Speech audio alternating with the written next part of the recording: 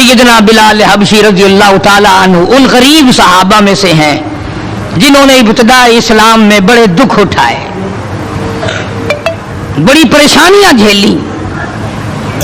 सिर्फ कहने सुनने की बात नहीं, और खुदावंद आलम ने उनके मुकद्दर जगाए। अल्लाह तुम्हें तौफीक दे, तुम सारे के सारे हज बैतुल्लाह करो, मक्के जाओ, जाके देखो जिस मकाम पे सैयदना बिलाल ने कोड़े खाए, मार खाई, आज वहां मस्जिद बनी खनी है, और कोड़े मारने वाले जहां रहा करते थे वहां बैतुल खला बना हुआ है।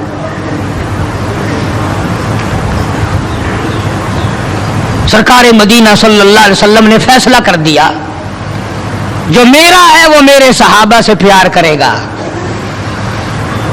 जिसको मेरे साथ दुश्मनी है वो मेरे सहाबा का दुश्मन है।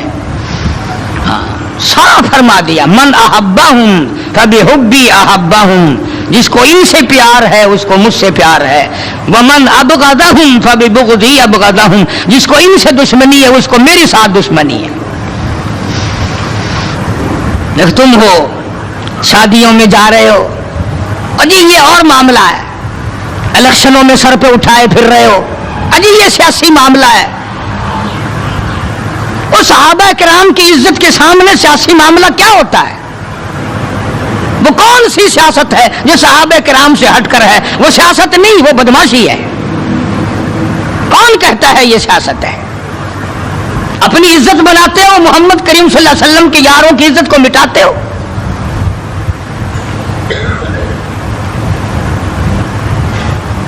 कुर्बान जाऊं उन हजरात पे, तुम तो अब भी नहीं समझ सके होगे मैं किन की बात कर रहा हूं।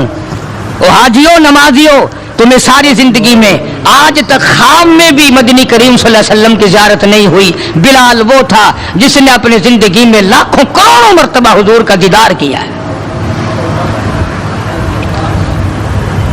सरकार दो आलम सल्लल्लाहु अलैहि वसल्लम के घर का सादो सामान लाता है, और ये मर्तबा यूं ही नहीं मिला, हाँ मुफ्त में नहीं मिल गया। बड़ी मुसीबतें उठाई हैं, बड़ी तकलीफ झेली हैं। उमैया इब्न खलफ मक्के का बहुत बड़ा बदमाश किस्म का काफिर गुलाम है। उमैया इब्न खलफ बहुत बड़ा सरदार है मक्के का। हजरत बिलाल रज़ी अल्लाह ताला अन्हु उसके गुलाम हैं, जर खरीद हैं। इमामुल अंबिया महबूबे किबरिया हजरत मोहम्मद मुस्तफ़ा सल्लल्लाहु ताला अलैहि वसल्लम का दीवाना परवाना, जान इसार, जान पे खेलने वाला बिलाल, सरकार के चेहरे अनवर का दीदार किया तो कलमा पढ़ बैठा। उमैया इब्न खलफ को पता चला, बिलाल को मारना शुरू किया। सारा दिन मारता है, लोहे की ज़िरा पहना कर धूप में सारा दिन लिटाए रखता है। गर्म हो जाती है, बदन जल जाता है। सारा दिन नंबरवार पिटाई करती है। शाम के वक्त सैयदना बिलाल रज़ियल्लाहु ताला अन्हु के पैरों में रस्से डालकर मक्के के लड़के गलियों में घसीटे फिरते हैं। जिस गली से गुजारा जाता है औरतें पूछती हैं क्या बात है, नौजवान पूछते हैं क्यों मारते हो। मारने वाले जवाब एक देते हैं, गुलाम उमैया इब्न खलफ का है, कलमा काली कमली वाले का क्यों पड़ता है। चमड़ा उधड़ गया, हड्डियां सालिम ना रही। रोजाना घसीटा जाता है, रोजाना मारा जाता है। रोज मार के उमैया इब्न खलफ थक गया। खुद भी दूसरे लोग भी इमदाद को आते हैं काफिर की। सैयदना बिलाल रज़ियल्लाहु ताला अन्हु के गले पे पांव रखकर पूरा वजन डाल देता है। सीने पे पत्थर की चट्टान रखता है। कमर के नीचे दहकते हुए भड़कते हुए कोयले और शोले हैं। आग बुझ जाती है मगर बिलाल गरीब को छोड़ा नहीं जाता। آج کوئی مار کھائے گا عورتوں کے پیچھے، کوئی زمین کے پیچھے، کوئی دولت کے پیچھے، کوئی مکان کی وجہ سے، کوئی دکان کی وجہ سے، کوئی کرسی کی وجہ سے، کوئی شہنشاہیت کی وجہ سے، کوئی وزارت کی وجہ سے، کوئی سفارت کی وجہ سے بلال مار کھاتا ہے۔ قرآن کہتا ہے وَأُوذُوا فِي سَبِيلِي وَقَاتَلُوا وَقُتِلُوا لَأُكَفِّرَنَّ عَنْهُمْ، خدا کہتا ہے یہ وہ لوگ ہیں جنہوں نے مار کھائی میری راہ میں، میرے نام پہ مار کھائی، میری وجہ سے مار کھائی، زبان پر مصیبت آئی، جان پر مصیبت آئی، مالی تکلیف پہنچی، بھوک پیاس کی تکلیف اٹھائی۔ خدا فرماتے ہیں میرا بندہ تکلیف اٹھاتا ہے، میں سامنے کھڑا ہو کر دیکھتا ہوں وَأُوذُوا فِي سَبِيلِي، اور میرے بندے میں تجھے دیکھ رہا ہوں، میرے نام پہ تجھے مار پڑ رہی ہے۔ جناب بلال حبشی رضی اللہ تعالیٰ عنہ کی ذات اقدس ہے، مار مار کے تھک گئے، اکتا گئے، سزا دے دے کر تھک گئے، مگر بلال اپنے ایمان میں، اپنے یقین میں، اپنی توحید میں، ختم المرسلین صلی اللہ علیہ وسلم کی رسالت میں کسی قسم کی ملاوٹ کرنے کو تیار نہیں۔ تمہیں تو آج اگر تھوڑا سا کوئی کہہ دے کہ اس سال کاروبار میں تجھے منافع اسی لیے تو نہیں ہوا کہ تو نے فلانے بابے کو نہیں مانا، فلانے بابے کی پوجا نہیں کی، فوراً کروٹ بدل جاتا ہے، چلو بھائی اب کے بابے کو ہی مان لیں گے۔ یہ وہ بلال ہے جو کسی بابے کو نہیں مانتا، کسی قبر والے کو نہیں مانتا، جو کسی اونچے نیچے کو نہیں مانتا، کسی بڑ کا پجاری نہیں، پیپل کا پجاری نہیں، کسی کھو کا پجاری نہیں، کسی جنڈی گھنڈی کا پجاری نہیں، کسی درخت کا پجاری نہیں، چاند سورج ستاروں اور پانی کا پجاری نہیں، وہ صرف ایک اس کائنات کے مالک کا پجاری ہے جو خداوند عالم کی ذات ہے، مار بھی کھاتا ہے۔ قریب سے جناب ابو بکر صدیق رضی اللہ تعالیٰ عنہ گزرے، مار پڑ رہی ہے، اس قدر مارا، گلے پہ پاؤں رکھ کر دبایا۔ ابو بکر صدیق رضی اللہ تعالیٰ عنہ فرماتے ہیں میری آنکھ نے دیکھا بلال کی ایک بالشت زبان باہر لٹکی ہوئی تھی۔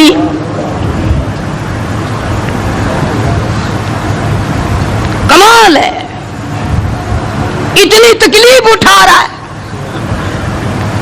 جب بھی ذرا سا پاؤں پرے کو ہٹایا، سانس آیا، فوراً آواز لگاتا ہے اللہ احد، میرا خدا ایک ہے، میرا معبود ایک ہے، میرا کارساز ایک ہے، میرا پیدا کرنے والا ایک ہے، میری جان کا مالک ایک ہے، واللہ علی کل شیء قدیر،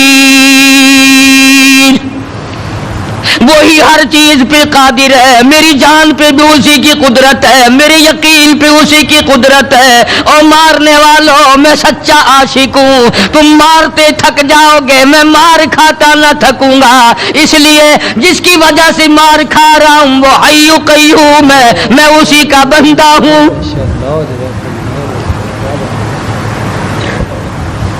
جناب ابو بکر صدیق رضی اللہ تعالیٰ عنہ نے گزرتے گزرتے کان میں بلال کے یوں کہہ دیا آہستہ اللہ کا نام لے لے، تجھے بڑی سخت مار پڑ رہی ہے، اللہ کا آہستہ نام لے لے۔ جناب بلال رضی اللہ تعالیٰ عنہ فرماتے ہیں مجھے بڑا دکھ پہنچا، تکلیف ہوئی، اور یوں فرمایا ابو بکر اور اگر کوئی کہے تو کہے، تو نہ کہو یہ بات۔ انہوں نے کہا میں تیری تکلیف دیکھ کے کہہ رہا ہوں، تجھے صدمہ بڑا پہنچ رہا ہے، تجھے تکلیف بڑی پہنچ رہی ہے۔ جناب بلال حبشی رضی اللہ تعالیٰ عنہ فرمانے لگے ابو بکر میں تجھے کیا بتاؤں، جب میری کمر کے نیچے کولے، میرے سینے پہ پتھر کی چٹان اور میرے گلے پہ امیہ بن خلف کا پیر رکھا ہوا ہوتا ہے اور وہ وزن پورا ڈالتا ہے، میری جان نکلنے کو ہوتی ہے، مجھے پروردگار کی طرف سے آواز آتی ہے او میرے بلال تیرا کیا حال ہے۔ جب وہ ذات سامنے آئے میں کیسے آہستہ کہوں، اور میرا حال پوچھنے والا خدا ہو، میں کیسے آہستہ اللہ کا نام لوں؟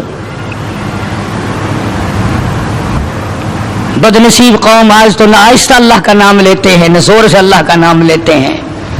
چھوڑ ہی دیا، نماز چھوڑ دی، قرآن کی تلاوت چھوڑ دی، اللہ اللہ کرنا چھوڑ دیا، مسجد میں آنا ہی چھوڑ دیا.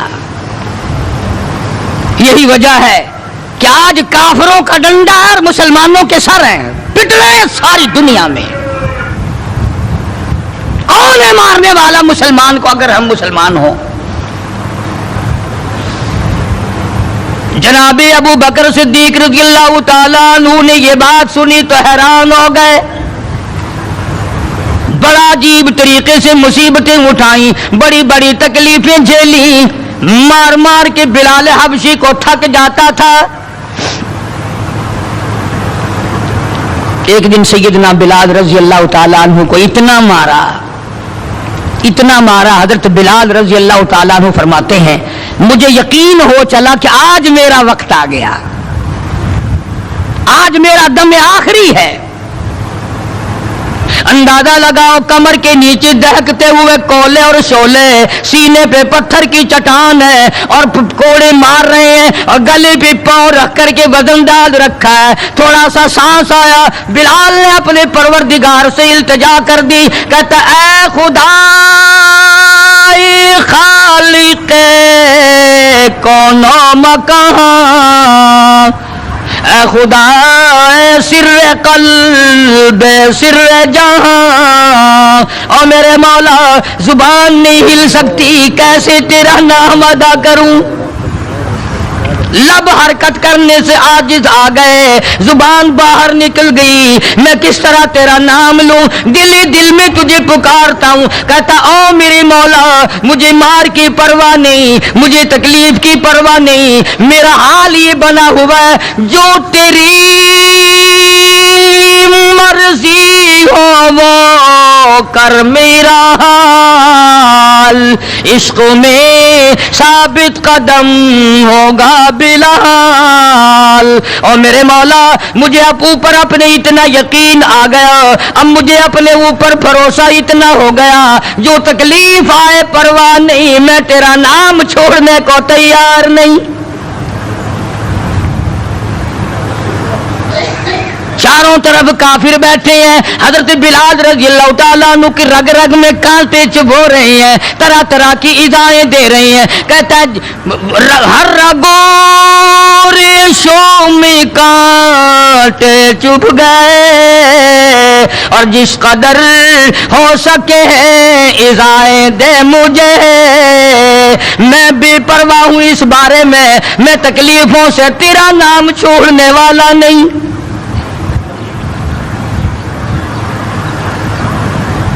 جناب ابو بکر صدیق رضی اللہ تعالیٰ عنہ نے حال دیکھا. آج کا دولت مند رات دن سوچتا ہے دوسرا کارخانہ کس طرح سے لگاؤں، کاہے کا لگاؤں، کہاں لگاؤں، دوسری فیکٹری کہاں لگاؤں، دوسرا کاروبار کس طرح پہ بڑھاؤں. یہ مکے کا دولت مند تاجر ہے جس کا نام ابو بکر صدیق ہے رضی اللہ تعالیٰ عنہ.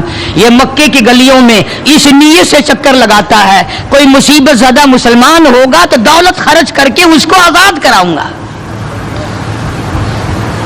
امیہ ابن خلف سے صدیق اکبر نے پوچھا رضی اللہ تعالیٰ عنہ کہ یار تم مار مار تھک گیا، اسے بیچ لے.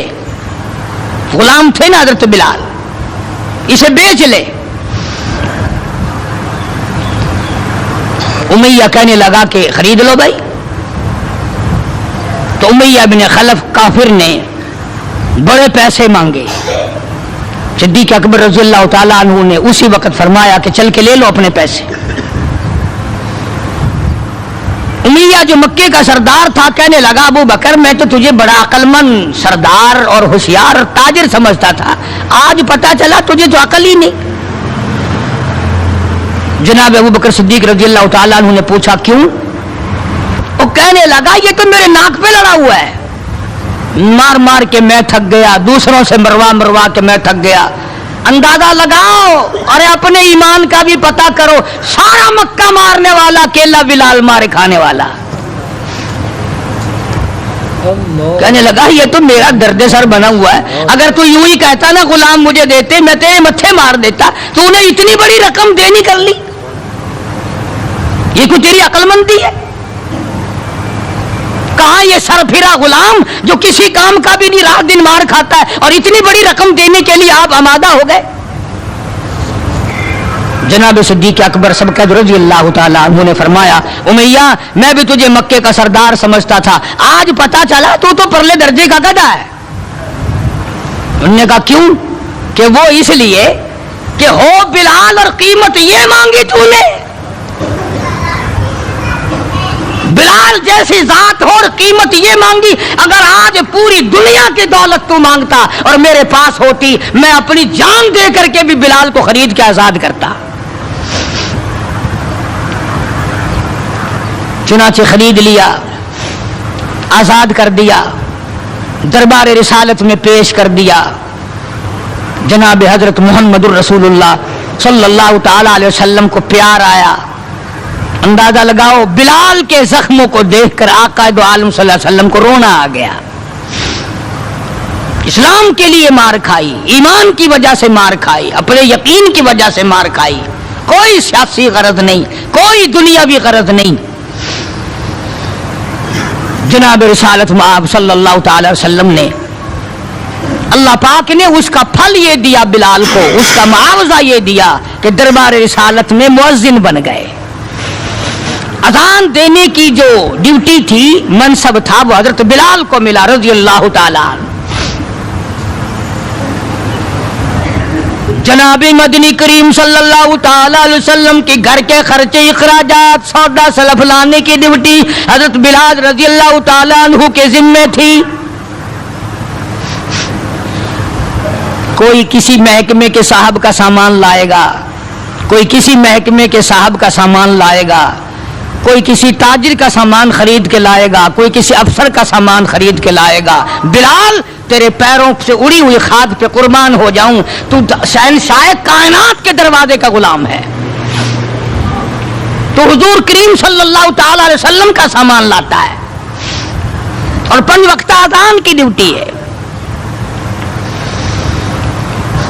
آپ صلی اللہ علیہ وسلم کے لیے قرضہ بھی لے کے آتا تھا بلال یہودیوں سے۔ ایک دفعہ ایک قرضے والے نے جان کر کہ دوبارہ اسے پھنساؤ، غلام بناؤ، حضرت بلال رضی اللہ تعالیٰ عنہ اذان دینے کے لیے تیار کھڑے تھے، یہودی آیا اور آ کے کہنے لگا، یہ جو بدنصیب آدمی ہوتا ہے نا، جس کا ایمان نہیں ہوتا، وہ بے ادبی بڑی کرتا ہے۔ آج بھی تجربہ ہے اللہ والوں کی، علماء کی، بے ادبی وہی کرے گا جس کے اندر ایمان کی رتی نہ ہو۔ بے ادبی کے الفاظ وہی بولے گا ایمان کی رتی نہ ہو۔ تو حضرت بلال کو آ کر کے آواز دینے لگا اور کہنے لگا، او کالے۔ حضرت بلال نے فرمایا کیا بات ہے؟ کہ یا تو کل شام تک پیسے آ گئے، ورنہ یاد رکھ تجھے پھر غلام بنائیں گے ہم۔ جناب حبشی رضی اللہ تعالیٰ عنہ مدنی کریم صلی اللہ تعالیٰ علیہ وسلم کی خدمت عالیہ میں تشریف لائے، عرض کیا کالی کملی والے فلانا یہودی آ کر کے بڑی زبردست دھمکی دے گیا، وہ مجھے پھر دوبارہ غلام بنانا چاہتے ہیں، وہ پھر مجھے پریشان کرنا چاہتے ہیں، میں اب اتنا بڑا قرضہ کیسے ادا کروں؟ میں صبح کہیں نکل جاؤں گا، چھپ جاؤں گا، روپوش ہو جاؤں گا، جب کوئی انتظام ہو جائے اطلاع فرما دینا، میں حاضر خدمت ہو جاؤں گا۔ ہائے بلال تجھے مبارک ہو، تو سرکار دو عالم صلی اللہ تعالی علیہ وسلم کے قرضے کی وجہ سے پریشان ہے۔ ذرا سوچیں وہ لوگ جن کو اللہ تعالیٰ نے دولت بخشی ہے، جن کو اللہ پاک نے کھانے پینے کے لیے دیا ہے، کہ ہمارے نبی حضرت محمد کریم صلی اللہ علیہ وسلم نے کن دکھوں سے اپنی زندگی پاس کی ہے، قرض لے لے کر۔ صرف قرض نہیں، آج ہم یہودی بن کے مر رہے ہیں، عیسائی بن کے مر رہے ہیں، کافر اور مشرک بن کے مر رہے ہیں۔ ان کی ریس ہے ہر معاملے میں، ان کے طریقے کو اپنا کر کے آج مسلمان نوجوان بڑے خوش ہوتے ہیں۔ تم نے ہزاروں مرتبہ سنا ہوگا، آؤ شہنشاہ کائنات کا وہ لباس تو دیکھو جس لباس میں حضور صلی اللہ علیہ وسلم کی وفات ہوئی ہے۔ 11 पेमंद उस लिबास में थे जिस लिबास में हजरत मोहम्मद रसूलुल्लाह सल्लल्लाहु अलैहि वसल्लम की इस दुनिया फानी से रुखसती हुई है। ये बटन नहीं लगाते हम लोग, बटन की जगह कांटे चुभे रहते थे, कांटे चुभो लिए जाते थे। तो बिलाल निकल गए मदीने पाक से खौफ के मारे कि यहूदी परेशान करेंगे कर्जे के लिए। अभी वो कुछ ही मंजिल पे दूर पहुंचे थे कि सरकार दो आलम सल्लल्लाहु ताला अलैहि वसल्लम के यहाँ कई ऊंटनियां सामान से लदी हुई आई और आपने उस यहूदी को बुलवाया और बुलवा के फरमाया कि तू अपना सारा कर्जा ले ले,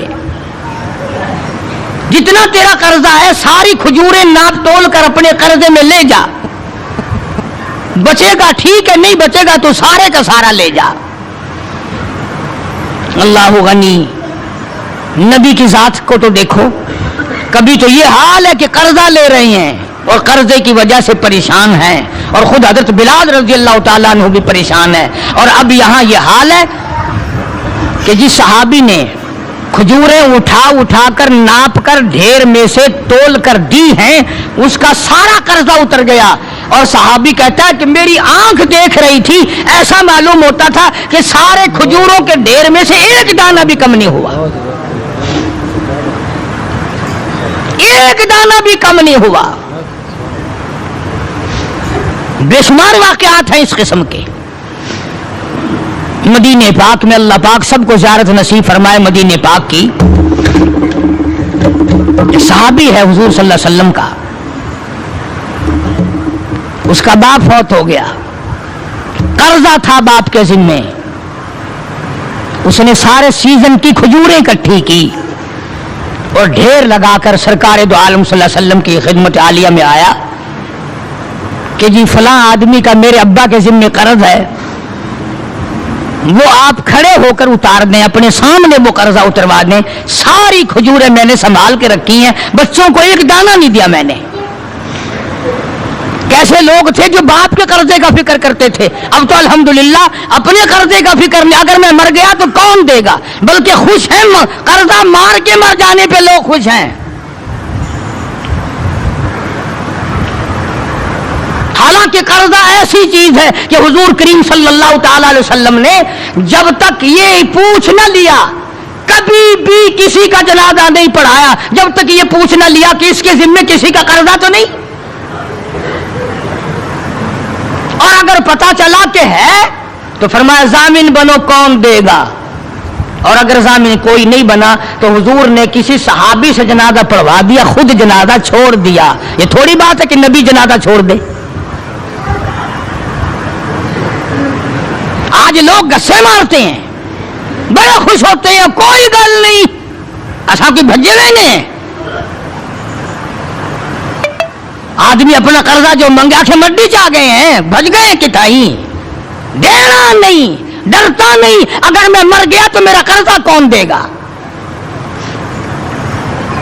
ये थोड़ी मुसीबत है, ये थोड़ी बात। और नबी जिसका जनाजा छोड़ दे, नबी जिसकी जनाजे को छोड़कर हट जाए, देखो थोड़ी बात है।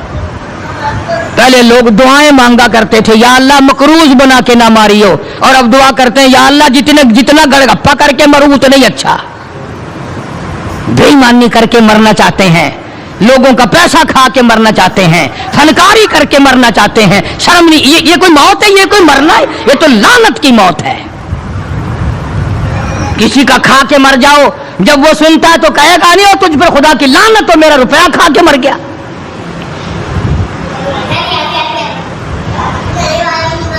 पहले जमाने में दस्तूर था, जनाजा पढ़ने से पहले मरने वाले का बेटा, भतीजा, भाई, वारिस खड़े होकर ऐलान किया करता था कि भाई जिसका लेना देना हो वो हमारे पास आए, देना होगा हम चुकाएंगे, जिसने देना हो वो हमें दे। ऐलान हुआ करते थे कि जो कर्जा मांगने वाला हो वो हमारे पास आए, हम कर्जा देंगे।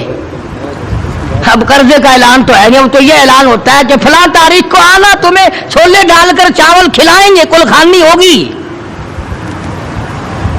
कर्जा कौन उतारे? और अगर कोई आ भी जाए मांगने लगा दी तुसा जानो जानो, ऐसा कोई जामिन लगे, ऐसा कोई ठेका चाया है। ہم نے کوئی ضمانت اٹھائی ہے تمہاری؟ مدینے کا صحابی حضور کریم صلی اللہ تعالی علیہ وسلم کی خدمت عالیہ میں آیا، میرے ابا کے ذمہ قرض ہے، میری غیرت گوارا نہیں کرتی، میری طبیعت گوارا نہیں کرتی، میرا مزاج گوارا نہیں کرتا، میں بیٹا دنیا میں موجود ہوں، میرا ابا قبر میں مقروض پڑا ہو۔ مدنی کریم صلی اللہ تعالی علیہ وسلم نے فرمایا ساری کھجوریں اکٹھی کر لی، گھر میں کتنی رکھی ہے؟ بچوں کے لیے کتنا رکھا کھانے کے لیے؟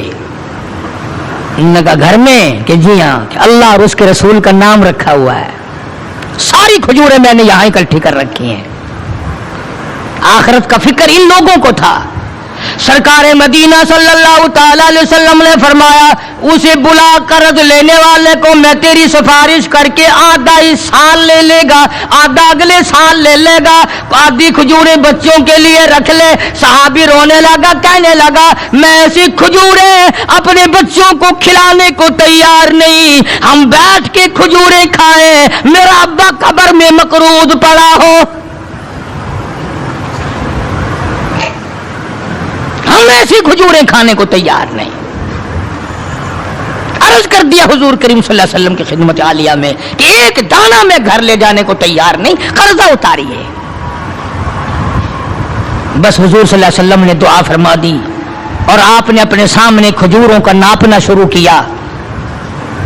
اس قرض لینے والے کا سارا قرضہ اتر گیا۔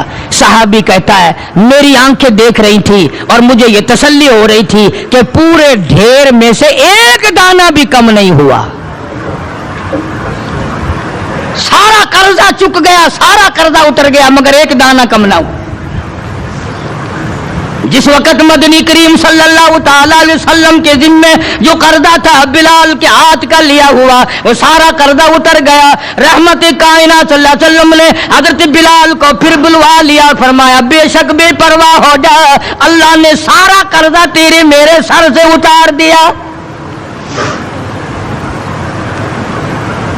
بھوک کی مصیبت بھی دیکھی، پیاس کی مصیبت بھی دیکھی، اور اتنا زبردست عشق تھا کہ جب مدینے پاک میں اذان دیتا تھا تو جب اشہد ان محمد رسول اللہ کہتا تو حضور کریم صلی اللہ علیہ وسلم کی طرف اشارہ کرتا تھا کہ میں ان کی رسالت کی گواہی دے رہا ہوں۔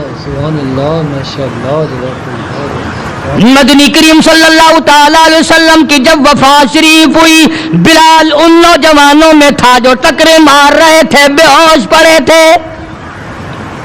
کہاں جاؤں، کسے دیکھ کے اپنا گزارا کروں، کس کا دیدار کروں، کس کو اپنا آقا مولا بناؤں، کون میرے سینے پہ ہاتھ رکھ کے پوچھے گا بلال تیرا کیا حال ہے؟ کون پوچھے گا مجھ سے؟ اور حضور صلی اللہ علیہ وسلم کی وفات شریف کے بعد جب مسند کو خالی دیکھتا اور جب اذان دیتا اشارہ کرتا، حضور نظر نہ آتے، بے ہوش ہو کر گر پڑتا تھا۔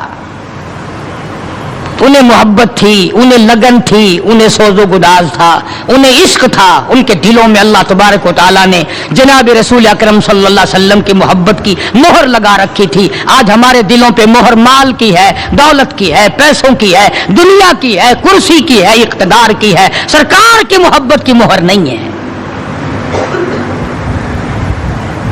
اگر وہ ہوتی تو آج ہمارا خدا جانے کیا حال بنتا۔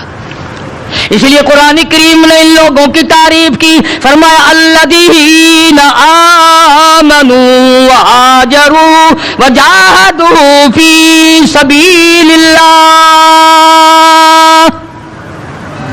بے شک وہ لوگ جنہوں نے اللہ کے نام پہ ہجرت کی، اللہ کے نام پر ایمان لائے، اسی کے نام پہ ہجرت کی اور جہاد کیا میری راہ میں، بِأَمْوَالِهِمْ وَأَنفُسِهِمْ، مالی قربانی کی، جان کی قربانی دی۔ اللہ کہتا ہے اولئک اعظم درجۃ عند اللہ، یہی ہے وہ لوگ جن کے بہت بڑے درجے بلند ہیں میرے یہاں، میں خدا کے نزدیک ان کے درجے بڑے ہیں، میں خدا کے نزدیک ان کے مقام بڑے اونچے ہیں۔ میں پروردگار عالم کے نزدیک ان لوگوں کے مقامات بڑے اونچے ہیں، اور خدا جن کو اونچا کہے وہ کتنے اونچے ہوں گے۔ اور دونوں شہادتیں اللہ پاک کی قرآن میں ہیں حضرات صحابہ کرام کے بارے میں۔ تمہارا اس طرف دھیان نہیں، تمہیں تو صرف تھوڑی سی کوئی انگلی لگا دے، دیکھو جی فلانے نے فلانے کا حق مار لیا تھا، دیکھو نا جی برا ہوا نا جی، اوہو تم بھی فیصلہ کر جج بن جاتے ہو، تم بھی فیصلہ کرنے والے بن جاتے ہو۔ ٹھیک ہے یار، صحابہ کے درجے تو بڑے ہیں، مگر یہ بات تو نہیں چاہیے تھی انہیں۔ تجھے کیا پتا ہے؟ تجھے اپنے ایمان کا تو پتہ نہیں، تو صحابہ کرام کے ایمان کا پتہ کرتا ہے۔ ساری عمر گوں کھاتے گزر گئی، حرام کا پیشاب پیتے گزر گئی، ہم صحابہ کرام کے فیصلے کریں گے؟ اور فیصلہ کرنے والے ہم، اور فیصلہ نبی کے یاروں کا، نبی کے دیوانوں کا، نبی کے پروانوں کا۔ خدا گواہ ہے، خدا کہتا ہے بِأَمْوَالِهِمْ وَأَنفُسِهِمْ کہ ان لوگوں نے مال بھی قربان کیا، جان بھی میرے اوپر قربان کر دی۔ خدا گواہ ہے، رسول گواہ ہے، قرآن گواہ ہے۔ تم صحابہ کرام میں 1 کروڑ عیب نکالو، کوئی صحابہ کے درجے کو نقصان نہیں پہنچا سکتا۔ 1500 سال پہلے کی باتیں کرنے کے لیے بڑے ہوشیار ہو، آج کل کی باتیں کوئی نہیں کرتا۔ کیسے کریں؟ انشاءاللہ شام جیل میں ہوگی۔ آج کل کی باتیں کرو نا، کس محکمے میں کیا ہو رہا ہے، کس جگہ کیا ہو رہا ہے، کیا کر رہے ہیں وزراء، کیا کر رہے ہیں سفراء، کیا کر رہے ہیں بڑے بڑے افسر، ان کی بات نہیں کرتے، رسالے چھاپے پھرتے ہیں صحابہ کرام کے نام پر۔ میں تمہیں ایک بات کہتا ہوں، آج بڑا بد نصیب ہے وہ آدمی، اور بڑا بدبخت ہے وہ آدمی، اور میں تو آگے بڑھ کر کہوں گا بڑا لعنتی ہے وہ آدمی جو محمد صلی اللہ علیہ وسلم کے یاروں کا شکوہ کرے، گلہ کرے حضور کے یاروں کا، ان یاروں کا جو حضور کے آڑے وقت میں کام آئے، جنہوں نے حضور صلی اللہ علیہ وسلم کے ساتھ ہو کر اپنے پیٹ پہ پتھر باندھے، افاقے کاٹے، مصائب جھیلے، پیاسے مرے، بھوکے رہے، ان کا گلہ کرتے ہو۔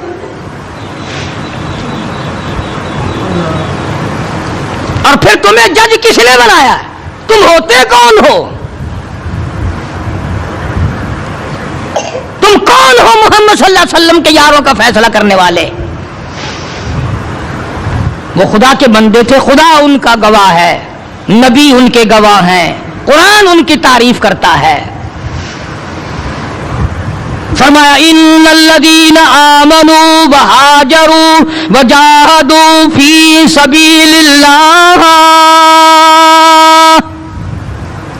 ایمان لائے، ہجرت کی، جہاد کیا نہ، بدر میں تو وہ لڑے، احد میں انہوں نے قربانیاں دی، حنین میں وہ لڑے، خندق میں وہ لڑے، تبوک میں انہوں نے قربانیاں دی، یرموک میں انہوں نے قربانیاں دی۔ ایک صحابی ایسا ہے حضرت خالد بن ولید رضی اللہ تعالیٰ عنہ نے 125 جنگ لڑے ہیں، اور اسلام کے نام پر جنگیں تو انہوں نے لڑی، اور تم کرسیوں پہ بیٹھ کر میز پہ رسالے رکھ کر فیصلے تم کرتے ہو۔ تم ہو کون؟ یہ تو منافقوں کی اولاد کر سکتی ہے، یہ تو یہودیوں کی اولاد کر سکتی ہے، یہ تو عیسائیوں کی اولاد کر سکتی ہے، مسلمان کا تخم ایسا نہیں کر سکتا۔ کبھی حضور صلی اللہ علیہ وسلم کے گھر کا گلہ، کبھی حضور صلی اللہ علیہ وسلم کے دوستوں کا اور آپ کے یجانصاروں کا گلہ، کوئی بھی کرے، مجھے اس سے کوئی بحث نہیں۔ بہرحال ہم ان کو اپنا نہیں جانتے، اور جو نبی کے یاروں کے نہیں وہ ہمارے نہیں، ہاں وہ ملک کے نہیں، وہ قوم کے وفادار نہیں ہو سکتے، وہ ملت کے وفادار، اور جو نبی کے دروازے کا وفادار نہیں وہ تیرا وفادار کب ہوگا؟ یہاں تو غلامی کرنے والوں نے سب کچھ کمایا ہے، ہاں سب کچھ کمایا غلامی کرنے والوں نے۔ اللہ غنی، ان کی پیٹھ گواہ ہے کہ انہوں نے اسلام کے لیے کیا کیا، ان کے کمر پہ کوڑوں کے نشانات گواہ ہیں کہ انہوں نے اسلام اور ایمان کے لیے کیا کیا۔ سیدنا بلال سبقت رضی اللہ تعالیٰ وفات شریف کے بعد مدینے میں رہ نہ سکے، منبر خالی میرے سے دیکھا نہیں جاتا، دمشق چلے گئے، वहां जाकर अपने अल्लाह अल्लाह की। एक दिन ख्वाब में हुजूर करीम सल्लल्लाहु अलैहि वसल्लम की ज़ियारत हुई। आपने फरमाया मा जफानी या बिलाल, और बिलाल ये क्या गजब कर रहे हो, मदीने से दूर चले गए, मिलने भी नहीं आते। अंदाजा लगा उसका दर्जा कितना बुलंद होगा, उसके दिल में नबी का इश्क कितना होगा, उसके दिल में नबी की मोहब्बत कितनी होगी, जिसको काली कमली वाले फरमाए तू मुझे मिलने क्यों नहीं आता। माँ जफानी या बिलाल, ओ बिलाल ये क्या जुल्म कर बैठे, इतने दूर चले गए, मिलने भी क्यों नहीं आते। बिलाल उसी वक्त उठा, सवारी ली, तेज रफ्तार सवारी पे सवार होकर मदीने पाक पहुंचा।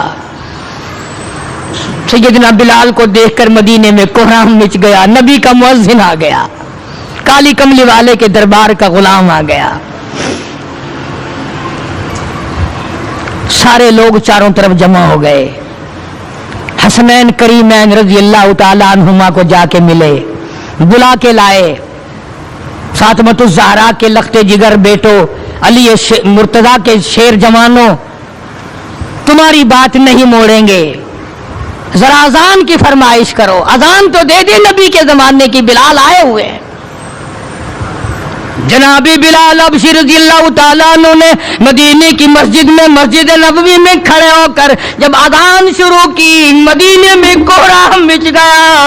औरत मर्द बाहर निकल आए, चलो नबी के अज़ान जमाने की अज़ान आई है, चलो शायद दीदार हो जाए। नबी के जमाने की अज़ान आई है, तुम भी चल करके दीदार करो, ज़ियारत करो। कोहराम मिच गया मदीने में। बिलाल एक दो रोज क़याम करने के बाद फिर वापस चले गए। दमिश्क में ही विसाल हुआ। उन जवानों में मकाम है सहाबा इकराम में से हजरत बिलाल रज़ी अल्लाह तआला अन्हु का, जिन्होंने महज अपने ईमान और कलमा तय्यबा ला इलाहा इल्लल्लाह मुहम्मदुर रसूलुल्लाह सल्लल्लाहु अलैहि वसल्लम की वजह से मार खाई। उन्होंने चोरी करके मार नहीं खाई, डाका मार के मार नहीं खाई, कत्ल करके मार नहीं खाई, किसी खूबसूरत लड़की के पीछे मार नहीं खाई, दुकान मकान के पीछे मार नहीं खाई, बल्कि खुदा कहता है वऊदू फी सबीली, और ये वो लोग हैं जिन्होंने मेरे नाम पे मार खाई है, जिन्होंने मेरी वजह से मार खाई है। अर्ज करने का मकसद ये, लोगों के कहने में मत आया करो। ये जो फिरते हैं ना किताबें लिए हुए, इस किताब में ये लिखा है, इस किताब में, उसको कह दिया करो कि इनको आग लगा दो, किताब उन किताबों को आग लगा दो जिन किताबों में नबी के दीवानों का गिला हो, शिकवा हो, दुश्मनी हो। ये देखो कुरान सारा गवाह। न तुम्हारे ला कॉलेज के शागिर्द पास हैं और नबी के शागिर्द फेल हैं।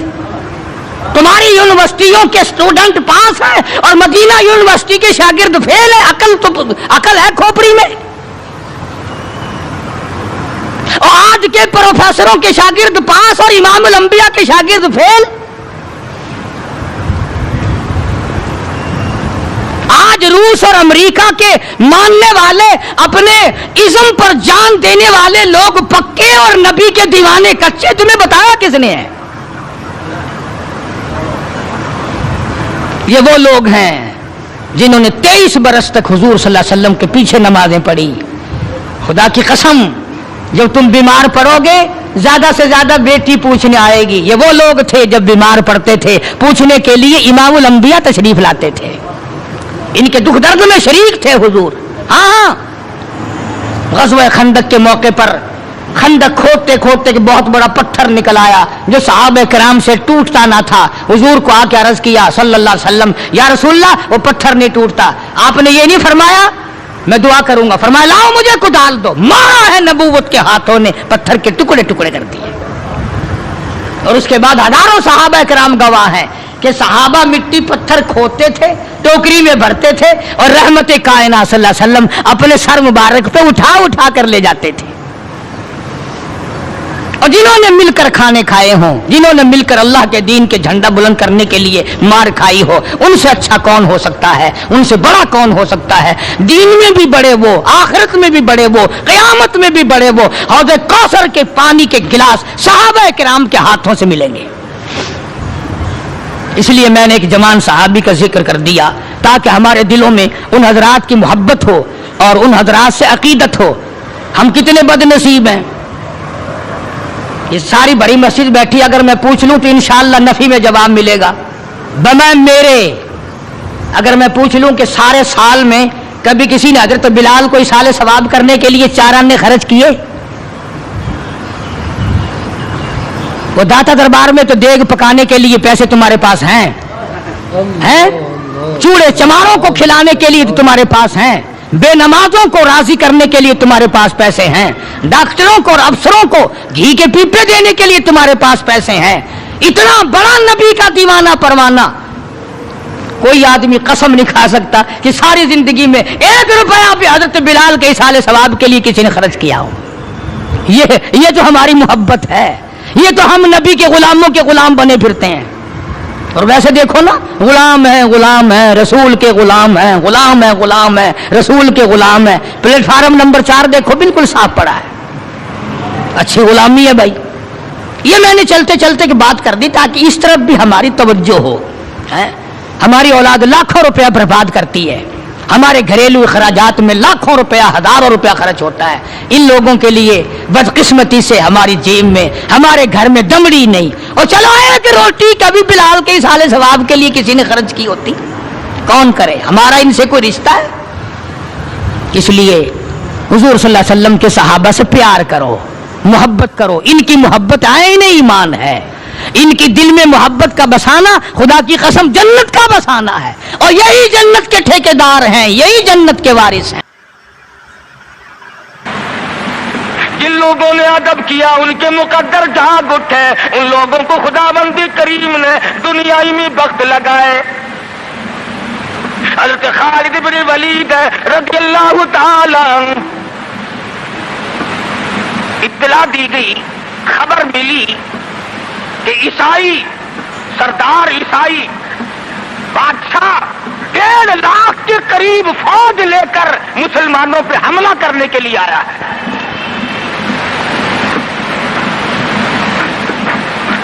हज़रत खालिद इब्न वलीद रज़ियल्लाहु ताला अन्हु को 50-60 आदमी दिए, जाओ बादशाह की फौज का अंदाजा लगा के आओ, तखमीना लगा के आओ, असलहा देख के आओ, उनकी तादाद का अंदाजा लगाओ वो कितने हैं।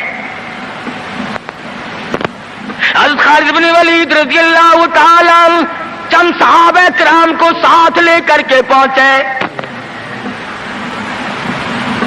ईसाई बादशाह को पता चला, उसने हज़रत खालिद इब्न वलीद रज़ियल्लाहु ताला अन्हु को बुलाया और कहने लगा कि देखो जंग अच्छी चीज नहीं है, हमसे सुलह कर लो, हमसे सुलह कर लो। हजरत खालिद फरमाने लगे, सुलह में देर क्या है, ला इलाहा इल्लल्लाह मुहम्मदुर रसूलुल्लाह सल्लल्लाहु अलैहि वसल्लम, कलमा पढ़, मुसलमान बन जा, मेरा भाई बन जा, जन्नत का हकदार बन जा, मेरे नबी का गुलाम बन जा, अल्लाह की तौहीद का मानने वाला बन जा, अभी तमाम बातों में सुलह हो जाएगी। वो कहने लगा, बड़ा जल्दी कलमा पड़ा है, जैसे मैं अकेला बैठा हूं, तूने मेरी फौज देखी है? 1.5-2 लाख फौज लेके आया हूं, खा जाएगी मेरी फौज तुम्हें। कलमे पढ़ा रहा है।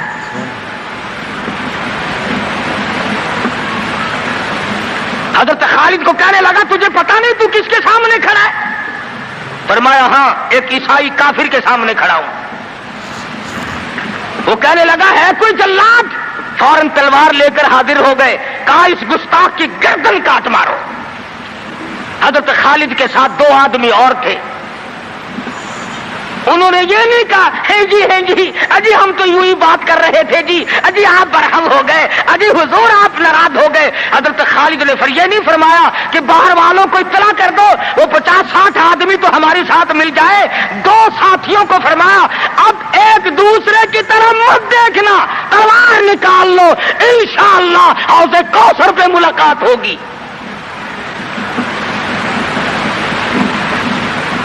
3 آدمی 1.5-2 لاکھ کے مقابلے میں ٹکرا گئے. یہ نہ سوچا کہ ہوگا کیا. حضرت خالد بن ولید رضی اللہ تعالیٰ عنہ اور 2 ساتھی اور تمام کافروں کی فوج میں گھر گئے. جنگ شروع ہو گئی.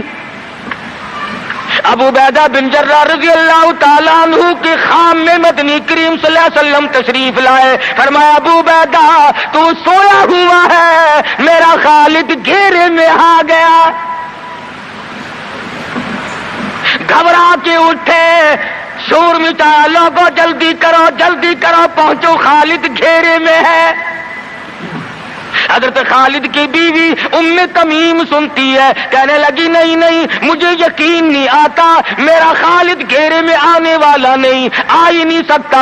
گھر میں کھڑی ہو کر چاروں طرف نظر مارتی ہے, دیکھتی کیا ہے, وہ ٹوپی جس میں امام الانبیاء محبوب کبریا حضرت محمد مصطفیٰ صلی اللہ تعالی علیہ وسلم کے منہ مبارک رکھے ہوئے تھے, وہ بھول آئے. ام تمیم کہتی ہے خالد تو ضرور گھیرے میں آ گیا, تیری ٹوپی یہاں رہ گئی.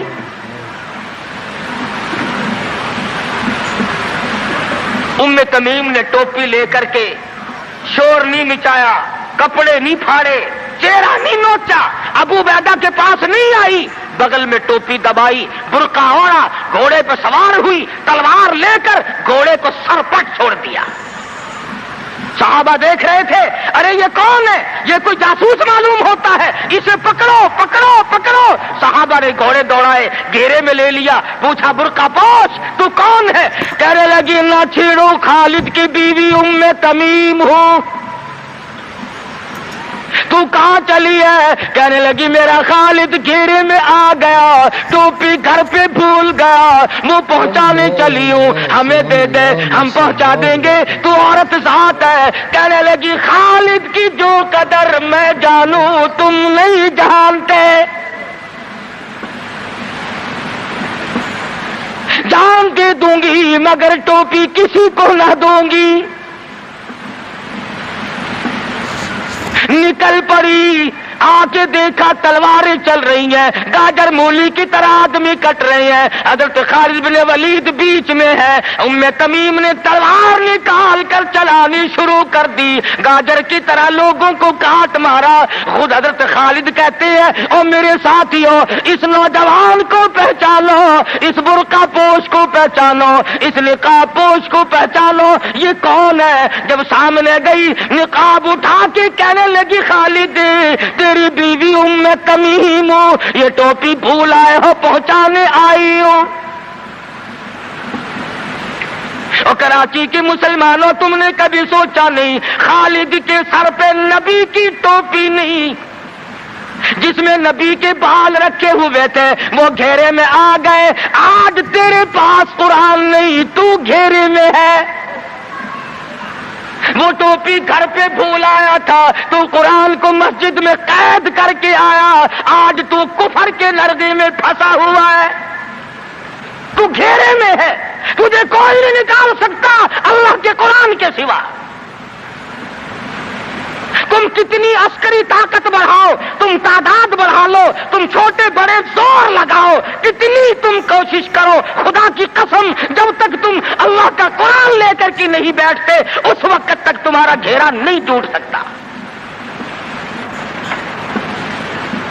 تم نے اللہ کے قرآن کو مسجد میں قید کر دیا.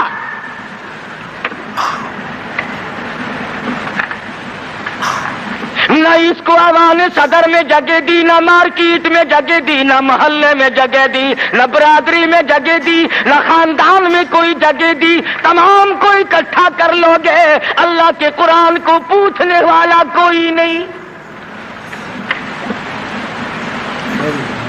کون پوچھے. حضرت خالد تو صرف ٹوپی بھول کر آئے تھے, ہم نے قرآن ہی بھلا دیا, نبی کی سیرت کا آئینہ بھلا دیا. خدا کی قسم نبی نے امانت تمہارے سے برد کی ہے. میدان حشر برپا ہوگا اور اللہ کا پیغمبر کھڑا ہو کر تم سے مطالبہ کرے گا, لاؤ میری امانت کہاں ہے. کچھ لوگ کہیں گے اور جی ہم تو عشق کی وجہ سے ایسا کر بیٹھتے ہیں, محبت میں ہمیں پتہ ہی نہیں چلا قرآن کہاں رہ گیا. محبت میں ہمیں پتہ ہی نہیں چلا قرآن رہ کہاں گیا.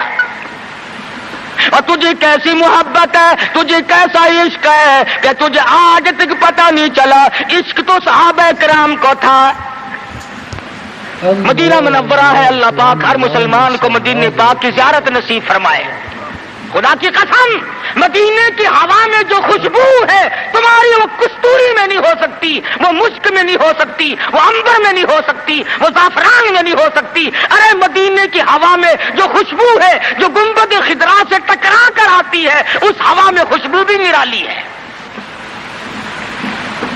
صحابہ کہتے ہیں کہ جب ہم نبی صلی اللہ علیہ وسلم کو تلاش کرنے کے لیے نکلتے تو کسی سے پوچھتے نہیں پھرتے تھے, بلکہ مدینے کی ہوا بتاتی تھی ادھر آؤ حضور ادھر تشریف لے گئے.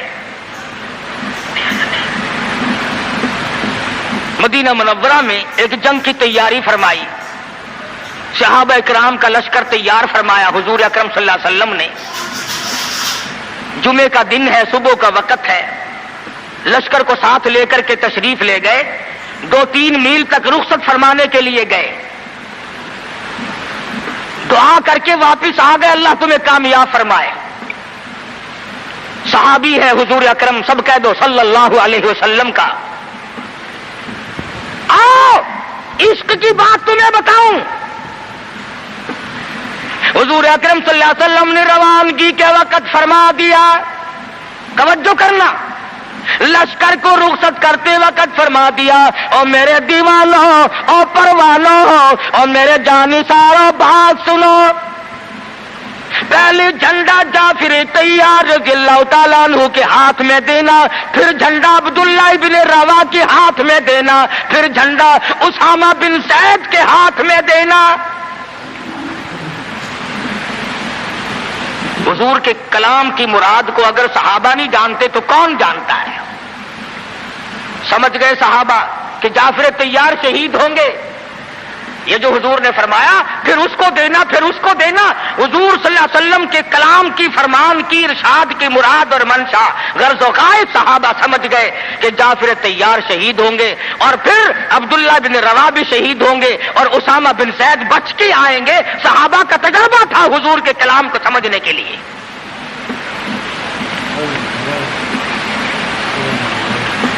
عبداللہ ابن روا رضی اللہ تعالی عنہ نے سوچا کہ تسلی تو میری ہو گئی کہ میں شہید ہوں گا, اس جنگ میں واپس نہیں آؤں گا, مگر چلو جمعے کا دن ہے, سواری میری بڑی تیز ہے, میں آخری جمعہ سرکار دو عالم صلی اللہ علیہ وسلم کے پیچھے کیوں نہ پڑھوں, اور جمعہ پڑھ کے جاؤں گا, ایک مرتبہ اور اپنے آقا کا دیدار کروں گا. واپس مدینے میں آئے, گھر نہ گئے, بیوی بچوں میں نہ گئے, باغ و بہار میں نہ گئے, فصل باڑی میں نہیں گئے, لوگوں میں نہیں گئے, سیدھے مسجد نبوی میں تشریف لائے. جمعے کی نماز کے بعد مدنی کریم صلی اللہ علیہ وسلم سے سلام کیا. حضور نے فرمایا عبداللہ میں نے تو تجھے صبح رخصت کیا تھا لشکر کے ساتھ, تجھے صبح روانہ کر دیا تھا, تو چلا گیا تھا فوج کے ساتھ. عرض کیا یا رسول اللہ میرے ماں باپ قربان ہو جائیں, آپ کے فرمان سے میں نے یہ اندازہ لگایا کہ میں شہید ہو جاؤں گا, میرا یہ آخری جنگ ہے, یہ آخری جہاد ہے. میرے دل میں ایک بات آئی, آج جمعے کا دن ہے, اپنے آقا کے پیچھے جمعہ بھی پڑھوں, آخری جمعہ پڑھوں اور آخری دیدار کر کے جاؤں. اب تھوڑے سے مجھے آپ بول کے بتائیں عبداللہ ابن رواح کا یہ عشق ہے کہ نہیں؟ کوئی ڈر کی بات نہیں, کوئی خوف کی بات نہیں, بیوی بچوں کی محبت نے نہیں کھینچا, باغوں کو دیکھنے نہیں گیا, بچوں سے ملاقات کے لیے نہیں گیا. ارے حضور کا عشق ہے, کہتا آخری جمعہ, آخری دیدار, آخری ملاقات. اور عرض کیا میرے آقا میں اپنے ساتھیوں کو جا ملوں گا, میری سواری بڑی تیز ہے, امام الانبیاء محبوب کبریا حضرت محمد مصطفیٰ صلی اللہ علیہ وسلم کا چہرے انور سرخ ہو گیا. فرمایا عبداللہ تو ساتھیوں کو نہیں مل سکتا جب تیرے ساتھی جنت میں جائیں گے 500 سال بعد میں بہشت میں جا سکے گا.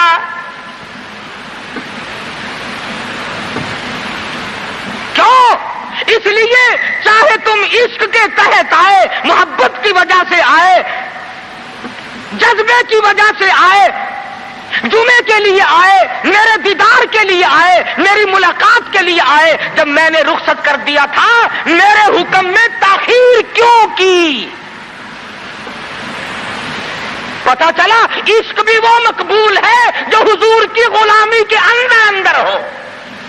غلامی سے باہر جو عشق ہے وہ عشق نہیں, وہ فریب ہے, وہ دجل ہے. آج آپ دیکھ لیں, نام دیکھو, شکل دیکھو, نام ہوگا عاشق رسول اور شکل دیکھو تو خدا کی قسم بالکل ایسا معلوم ہوگا جیسے اندرا کا بھتیجا ہو.